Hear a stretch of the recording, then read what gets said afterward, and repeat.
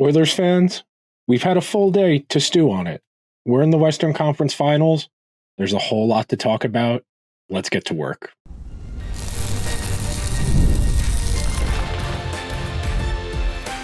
You are Locked On Oilers, your daily podcast on the Edmonton Oilers, part of the Locked On Podcast Network, your team every day.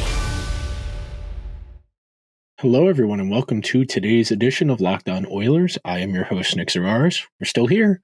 As long as the Oilers are alive, the show goes on. It's been a fun journey.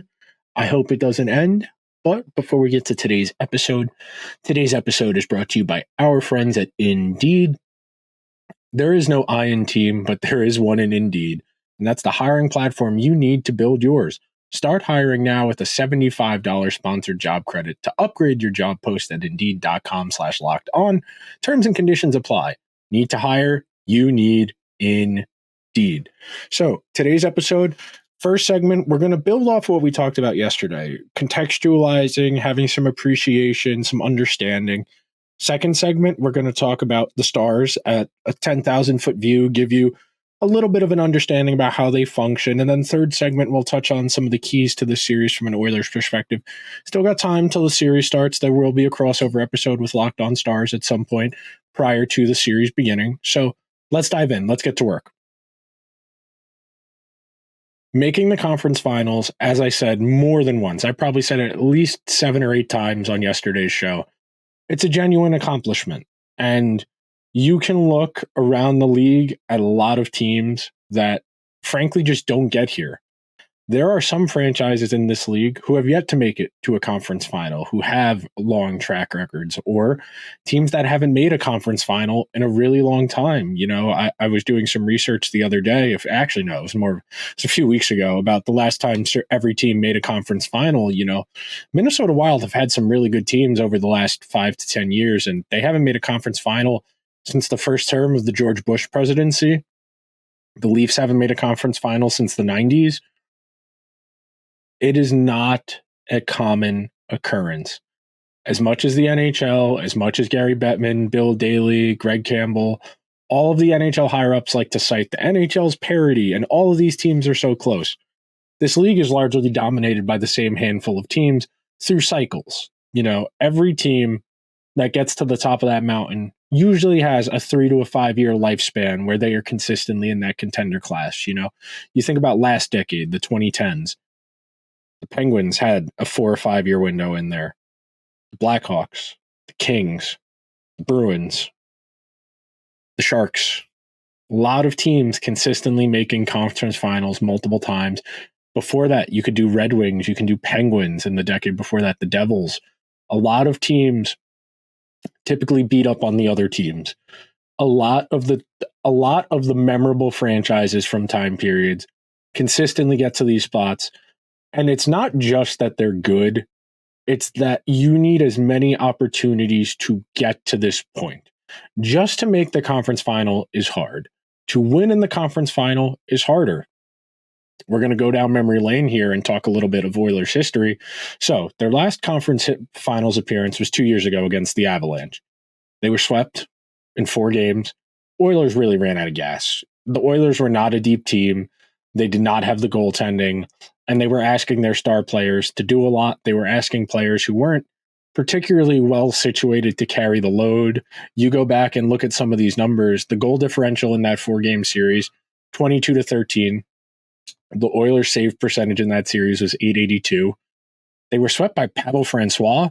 Darcy Kemper started 1 game. He was pulled for an injury, and Pavel Francois, a career backup, held the Oilers at bay.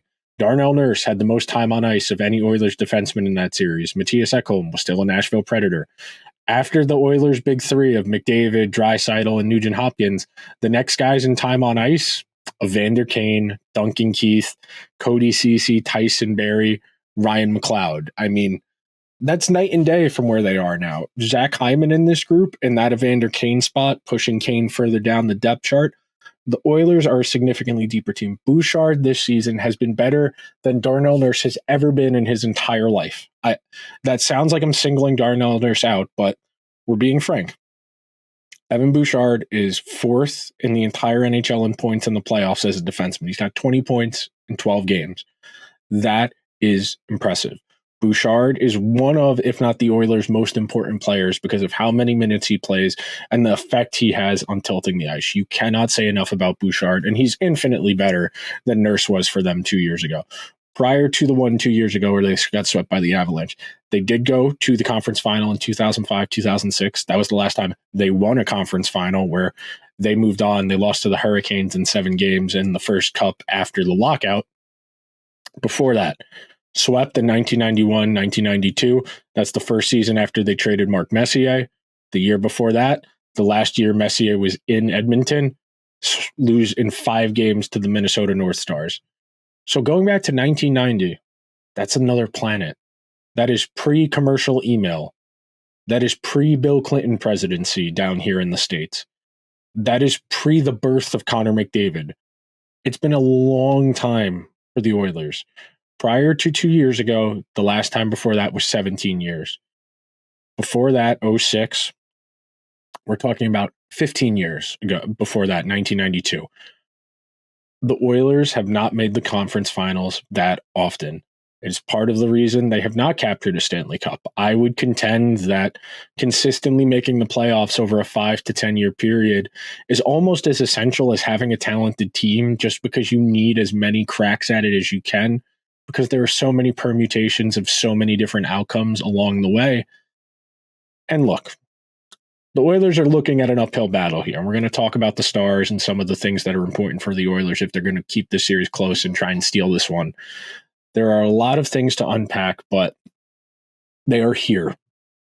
They are one of the last 4 teams standing. That is something to feel reasonably good about the direction of the team.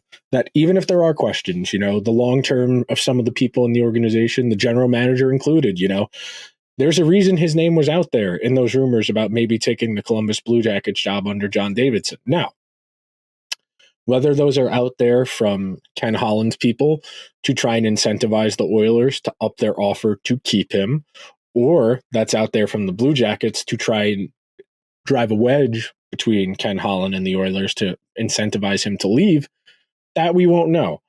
That's the way you got to look at news stories like that, where it's very cut and dry. Two parties with conflicting interests both have a vested interest in getting information out there. So that's something to monitor, but you don't want to give too much credit to Ken Holland because there are still a lot of problems with this roster. Frankly, you probably shouldn't have given Nurse that extension off of the very fake 56 games 2021 season. Signing Jack Campbell to be a workhorse goalie after he'd made 1 full season as a starter, that wasn't the best that was not the best management of assets. Giving Evander Kane a long-term contract was probably not the most practical approach, but he's been desperate to solidify the group around McDavid, around Draisaitl. It's why they do Kane. It's why they bring in Corey Perry. It's why they traded for Ekholm. Ken Holland understands this stuff is fickle. Buchagras was talking about this on the American broadcast last night. McDavid's draft class of 2015. We are 9 years in. He has made the conference final twice. 2 out of 9, less than a third. He's not old. 27 is not old. Let's get that, sir, especially for someone like McDavid. I mean, you look at Sid. Sid's 36, 37, and he's still one of the 20 best players in the world. I have no reason to believe McDavid won't age as gracefully because his hands, his playmaking. Sure, he won't be as explosive of a skater, but he's still...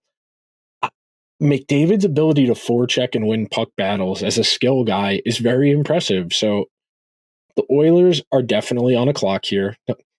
As the running joke on Twitter goes, Connor McDavid's biological clock is ticking as if he were he was a powerful woman in a position of interest. Her biological clock is ticking. But the last thought on this before we move on, and then we'll give you the crash course in Stars hockey, because there is a lot to talk about with that team. It's one of the more interesting and compelling teams and how it's been assembled.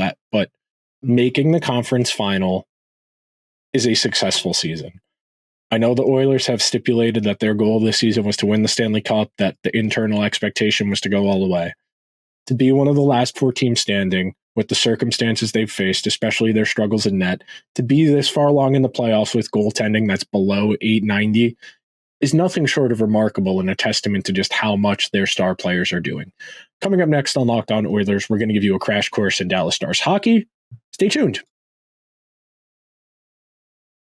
First, we have got to talk about our friends over at Indeed. There's no I in team, but there is one in Indeed, and that's the hiring platform you need to build yours. When you're hiring, you need Indeed. Indeed is the hiring platform you can attract, interview, and hire all in one place. Instead of spending hours on multiple job sites searching for candidates with the right skills, Indeed's a powerful hiring platform that can help you do it all. We streamline hiring with powerful tools that find you matched candidates. With Instant Match, over 80% of employers get quality candidates whose resume on Indeed matches their job description the moment they sponsor a job, according to Indeed data from the United States. One thing I love about Indeed is that everything's all in one place. You can hire directly from the website. You can take assessments directly on the website. You can schedule interviews directly on the website. Start hiring now with a $75 sponsored job credit to upgrade your job post at Indeed.com/locked-on. Offer good for a limited time. Claim your $75 credit now at Indeed.com/locked-on. Indeed.com/locked-on. Terms and conditions apply. Need to hire? You need Indeed. Want to thank all of the everydayers who make Locked On Oilers a part of their day, whether it's first thing in the morning, on the way to work, on the way to school, in the gym, or on the way home. Whatever you are doing when you take the time to listen, thank you. There's a superfluous amount of content out there, some good, some bad. I try my best to make this worth your time. The end goal, every single time I hit the record button to do the show, is to give you useful information so that A, if someone is arguing with you, you can win the argument, which is ultimately the goal of knowing things. To quote Tyrion Lannister from Game of Thrones, you drink and you know things. That's the whole point. That's why the Guinness Book of World Records exists. The bartender used to settle the arguments, and then Guinness realized this was a marketing opportunity. We got this in every bar, marketing opportunity. So that's something you might not have known. Okay. The Dallas Stars have been on the periphery for quite a while now. They've had a couple conference finals appearances. They made the Stanley Cup final in 2020 where they lost to Tampa Bay in the bubble. They were down to their third string goalie in that series, and they still managed to make it competitive with Anton Khudobin as their goalie. It took me a minute to remember Anton Khudobin's name, but all the goalies start to blend together after a while. I'm just glad I didn't say like Ben Bishop or something like that as far as who the Stars goalie was in 2020, but the Stars were a solid, consistent playoff team for a good chunk of the 2010s, but they had a very clear, defined ceiling in that decade where they didn't have the depth. Their stars were good. Jamie Benn somehow has an Art Ross with 87 points, and Tyler Seguin's still a very good hockey player, but he's not. Him and Jamie Benn are not the players you would associate with the type of contracts they have. And over an extended period of time, they have retailored that roster away from guys like Alexander Radulov, who were a little bit on the older side, defined ceiling, and they hit some absolute home runs in the draft. You draft a Jason Robertson, a Miro Heiskanen, and a Rope Hintz, you have a great team. You draft those guys, and then you add in the mix a Logan Stankoven, you add in the mix a Wyatt Johnston. When you have an owner willing to spend money on big name free agents like Seguin, like Ben, once upon a time, John Klimberg, when you have those guys, your biggest goal as a general manager is to support them with cheap, cost-controlled, young talent. Wyatt Johnston's been one of the best players in the entire postseason this year. Wyatt Johnston's just turned legal drinking age in the United States this year. He just turned 21, and he's been one of the best players in the entire playoffs. Logan Stankoven got called up, I want to say, right around the trade deadline, and he's been outstanding for them. But the biggest reason the Stars have graduated from nice team to bona fide contender is that their draft picks are genuinely solid players. And the sliding scale of good, very good, great, elite, it's all in the eye of the beholder. It's all very subjective. I personally feel Miro Heiskanen is one of the 5 best defensemen in the world. I think Adam Fox, Quinn Hughes, Cale Makar, Charlie McAvoy. I think that's the first class. If you were to rank the defensemen in the NHL 1 through 5, I think those are the first 5. And then I think Evan Bouchard has a real strong argument to be number 6.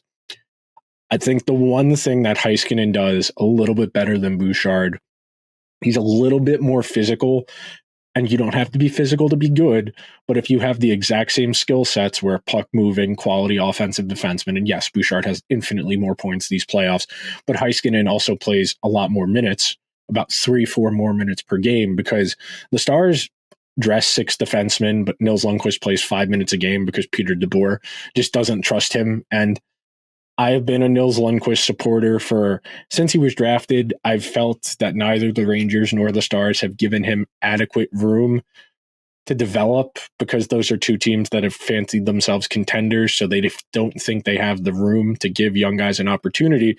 But talking about the Stars, what makes them great? It's their depth. They don't have a star player on the tier of McDavid, Draisaitl, or even on the next tier down. They don't have somebody who's on that Matthew Tkachuk tier, who's on that Mitch Marner tier, where we're talking like 8 to 9, 8 to like 15. They don't have someone on that level. What they do have, 4 guys who would be on the periphery of 30, and then you go deeper down their lineup. That's the thing that's made them so dangerous the last 2 seasons, is they've turned Joe Pavelski into an ageless wonder. I won't be surprised if Joe Pavelski outlives all of us, and he's still playing on a line with Hintz. Should he return? He missed the last 2 games of the second round of their series against the Avalanche, but they have really made Jamie Benn's workload a lot easier by playing him with Logan Stankoven, by playing him with Wyatt Johnston. Tyler Seguin playing with Matt Duchene on their third line. Matt Duchene, who was a buyout guy for the Predators last year, has been outstanding as the Stars' third line center. So I spent the entirety of my day trying to think of a metaphor for explaining how I handicap playoff series in terms of talent. If you take the Oilers 1, 2, 3, McDavid, Draisaitl, Bouchard, or Hyman. We'll do Hyman for the purposes of this. We'll take defensemen out. Those 3 guys have played better in these playoffs than Hintz, than Jason Robertson, and Joe Pavelski. Okay. If the 1, 2, 3s cancel out, let's go to the next 1, 2, 3. That's where the Stars start to get a depth advantage. The big key for the Oilers in this series, and we're going to talk about that coming up next, and this is what we in the business call a tease. The key is going to be surviving the minutes you don't have McDavid, Draisaitl, Hyman, Bouchard, Nugent-Hopkins. Surviving those minutes, those guys are not on the ice, is the Oilers' single biggest priority in these playoffs. And it's largely the split in those minutes where they're on the ice versus they're not has largely dictated how these games go. And that's why the Oilers are so high variance one game to another, is that they are relying on a handful of guys to do an outsized chunk of the responsibility to be successful. It's not impossible. It's just difficult. Coming up next, we're going to touch on some of those keys to this series for the Oilers.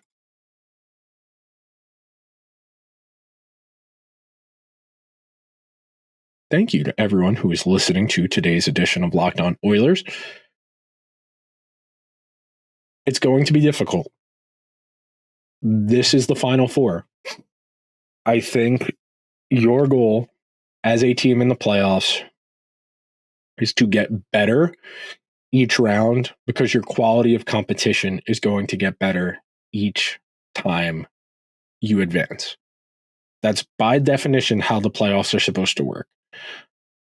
The Oilers did some favors by the Canucks in the last round. The Canucks, Elias Pettersson was not great for them.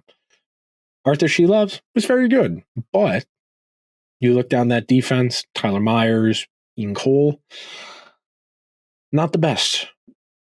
The Stars don't really have any weaknesses. I would say their worst regular that the Oilers should look to exploit, and the Oilers will, is Ryan Suter, who all the experience in the world, multiple-time Olympian, never really got close to a Stanley Cup in Minnesota, somehow got a 5-year contract from Jim Nill, who's one of the best general managers in the league, but he sees something in Ryan Suter that the rest of us just don't.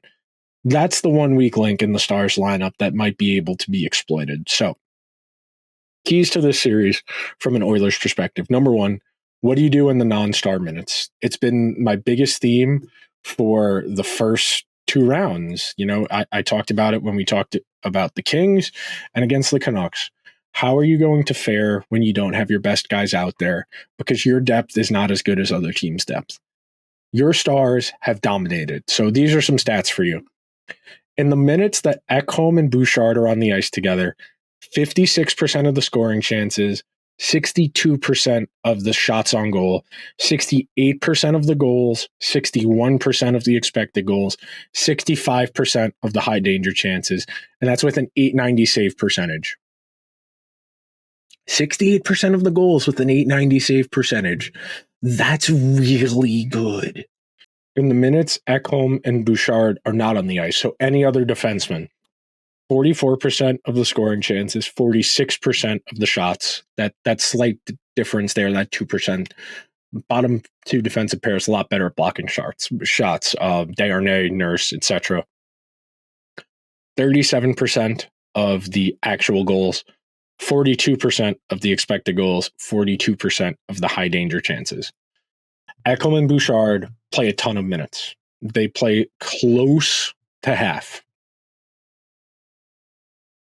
It is not feasible to have that much of a drop-off from your first guys to your bottom guys. I'm not saying those guys need to be over 50% in these statistics, but they're going to have to be around 45% if they want a chance. That's not a huge ask. That is a reasonable ask. The Stars are a talented team. They have a high motor. They love to forecheck. They love to cycle. Jason Robertson is an elite goal scorer. He's had 40 tucks. He's one of the best pure shooters in the entire NHL.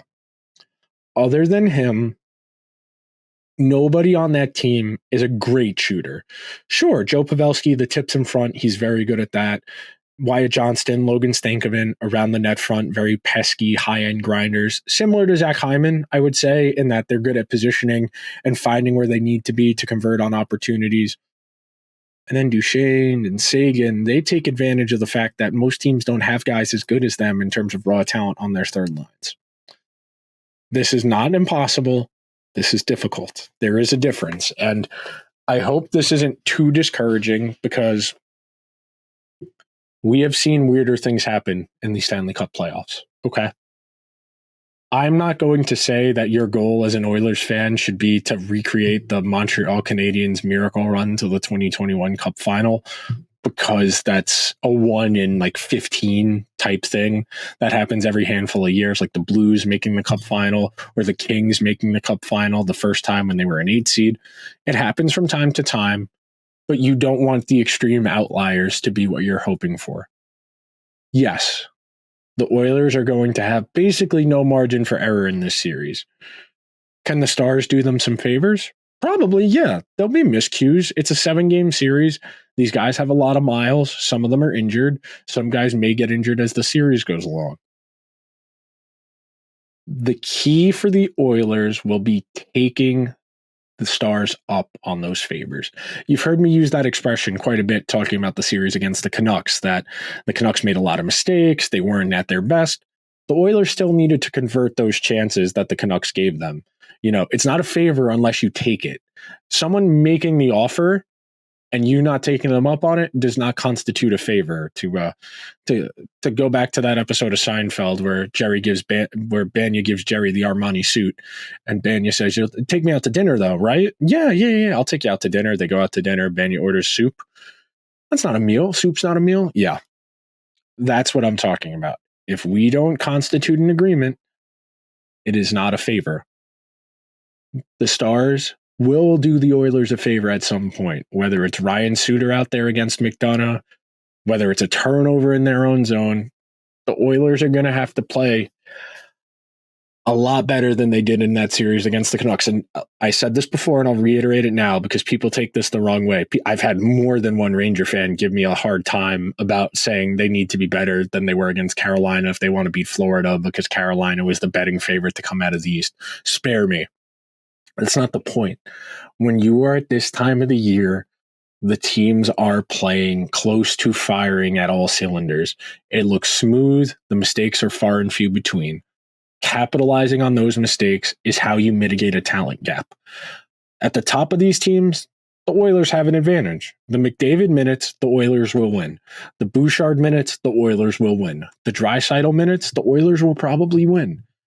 The key is how are you going to do in those Tyler Seguin, Matt Duchene minutes against Derek Ryan? That's the key to me for this series because I think the Oilers' high-end guys are more than capable of winning their minutes at 5-on-5, and the Oilers' power play continues to be stellar. And it was something I should have brought up yesterday on the show. I talked about the fact that the Oilers finally converted on the power play after not scoring on it in Game 5 or Game 6. Oilers' penalty kill really was the difference in that last round. Killing off that early Canucks penalty in the first period in Game 7, it gave them some momentum, it gave them some energy, and that's the value of the elite penalty kill. You can suck the oxygen out of the building and turn the heat up on the other team. The Oilers' penalty kill is going to need to continue to be great to mitigate some of the disadvantages they have in other places. That net front between Darnell Nurse and Joe Pavelski is going to resemble Monday Night Raw. That is going to be some violence down and around the net front between really established, big physical guys jockeying for position on the power play. And frankly, and this might sound stupid, but I'll reiterate, I'll say it because I do believe it. You want to beat the best. Yes, if you win the Stanley Cup, they don't really care who you beat. The Lightning's second cup being against a Montreal team that had no business being in the Cup final. A lot of people don't care. When you talk about it, people say the Lightning went back-to-back and they went to a third straight final, and they very well, if things broke a little bit better for them, could have won 3 straight cups. They don't bring up, oh, they beat Dallas, who was down to their third-string goalie, and they beat Montreal, who was playing Shea Weber with a broken foot. Those details do not come up in the telling of the story. But for me, if this Oilers group can rally around their guys, if they can play well enough in front of Stuart Skinner that he does not need to be a difference maker, he just needs to be adequate, the Oilers are going to have a really good chance in this series. But we got a whole lot more to talk about before that series begins. Gotta save some of the good juicy tidbits till then.